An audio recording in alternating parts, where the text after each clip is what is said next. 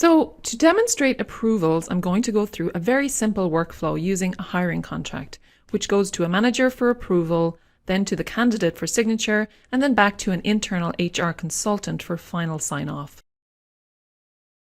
So I'm starting on the send page, and first I want the contract to be approved, so I type the approver's email address, click this down arrow and choose approver. Next, I'm entering the candidate's email address. And finally, the email for the final signature and sign off. Next, I enter a name for the document.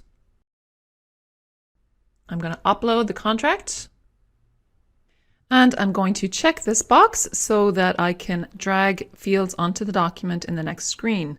Then I click Next. So now I'm in the drag and drop authoring environment. And the first thing I want to do before I add any fields is click the Select Participant drop down and choose the candidate's email so that I can add fields for her to complete. I'm going to add a signer name field and also a signature field.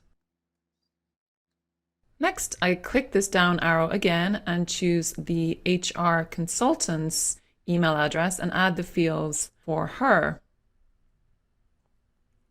Now, an important note is that an approver can interact with the document in all the same ways that a signer can. So if you have a document that you also want the approver to sign or to complete any fields, you just need to add those fields for the approver. So in this example, I'm going to have the approver initial the document. And to do this, I just click the Select Participant drop-down again, choose the approver's email, and then drag the initial field onto the document.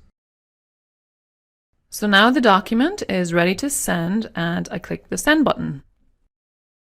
So the contract goes to the approver first, Thurmond in this case. So let's take a look at what he sees. He gets an email just like this in his inbox and he follows the normal steps that a signer would, clicks on the link, then he can review the document and now he has a couple of options available to him.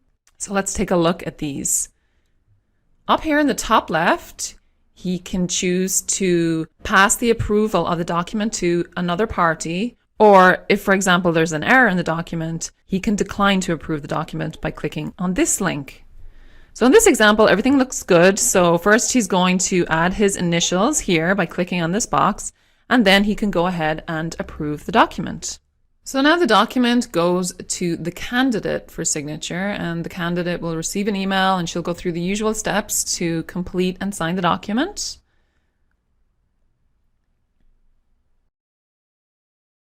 And finally, the document goes on to the last stage of this workflow, which is the internal HR consultant who will complete the final signature required on the contract.